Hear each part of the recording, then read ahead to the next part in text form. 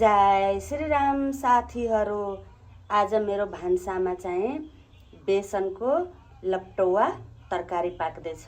यो बेसन हो, यो मसला हो, यो धनिया जिराको धुलो हो, यो बेसारको धुलो हो, यो नुन हो। यसमा चाहिँ तोरी, लहसुन, खुर्सानी, जिरा पिसेको छ, धनिया जिराको धुलो हो, बेसार हो, नुन हो। यहाँ फोरनको लागि प्याज छ, टमाटर छ। अब यसमा पानी हालेर म घोल तयार गर्छु, घोलेर अनि चाहिँ हेराउँछु तपाईहरुले। हेर्नु साथीहरु, घोल तयार भइसकेको छ।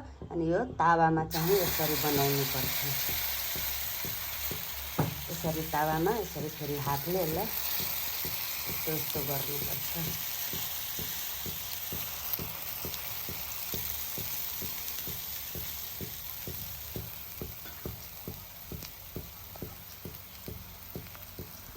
हेर्नु साथीहरु, अब यसलाई यसरी पल्टाउनु पर्छ।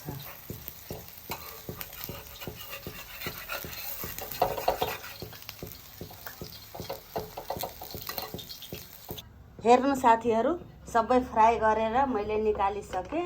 अब यही तेलमा अझै पनि तेल थप्दै छु म।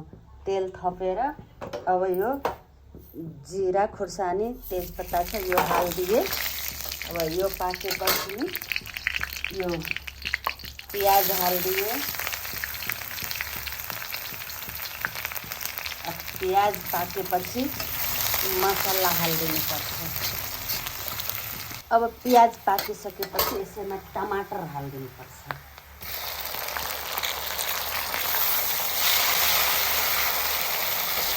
टमाटर पाकेपछि मसला हाल्नु पर्छ। हेर्नु साथीहरु, टमाटर पनि भुटिसके मैले। अब यसमा चाहिँ यो मसला तयार पारेको हाल्दैछु।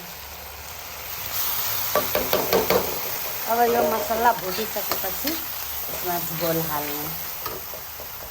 हेर्नु साथीहरु, मसला मैले भुटिसके।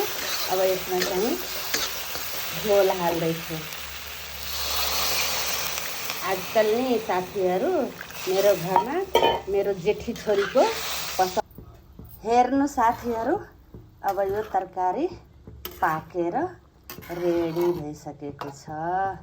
खानाको लागि यो रेडी भइसकेको छ। अब यतिको निकाल्दिनु पर्छ। अब धेरै नै गाढा भइहाल्छ यो तरकारी।